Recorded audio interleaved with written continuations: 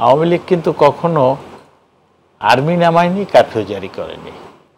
আওয়ামী লীগ তারপরে তো 14-র ইলেকশন, 18-র ইলেকশন, 24-এর ইলেকশন, আওয়ামী লীগ কিন্তু কখনো আর্মি নামায়নি, কারফিউ জারি করেনি, রাজনৈতিক পরিস্থিতি সামাল দিতে আর কি।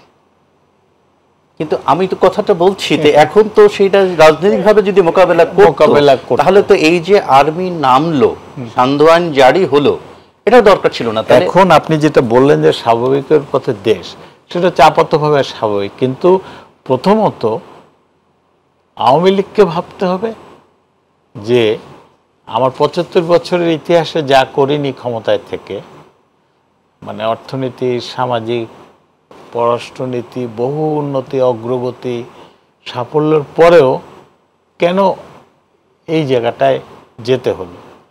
একটা এমন না তো যে ধরেন মানে অতীতে আর্মি নামাইতে হয়নি, অতীতে কারফিউ দিতে হয়নি, এবারে করতে হয়েছে। এত বড় দল সংগঠন, অন্তত ধরেন কত আওয়ামী লীগের যদি তারা বলে যে সদস্যের সংখ্যা 2 কোটি, আপনার অন্তত মানে 60-70 হাজার হলো জনপ্রতিনিধি আওয়ামী লীগে, আপনার নারী জনপ্রতিনিধি ইউনিয়ন পরিষদেই তো 50,000, না সরি 15,000, তারপরে উপজেলা ইত্যাদি কত জায়গায় এমপি আছে 350 জনের মধ্যে, 300 জনের বেশি, তাই তো? বা এইরকম একটা অবস্থায় কেন তাকে এই ধরনের পদক্ষেপ নিতে হলো, এটা অবশ্যই দলের ভেতরে এটা মূল্যায়ন দরকার। আত্মসমালোচনা, বঙ্গবন্ধু বারবার বলতেন 75-এ বিশেষ করে যে আত্মসমালোচনা চাই, আত্মশুদ্ধি চাই, আত্মবিশ্লেষণ চাই, এটা হলো একটা। আরেকটা হচ্ছে যারা এই স্বাভাবিকের পথে, মানে কি একটা অস্বাভাবিক অবস্থা সৃষ্টি হয়েছিল বলেই তো সেই অস্বাভাবিক অবস্থা যারা তৈরি করেছিল, তারা 14 বা 18 বা 24-এ নির্বাচনের মাধ্যমে ক্ষমতা দখলের পথে যায়নি, বা তাই না?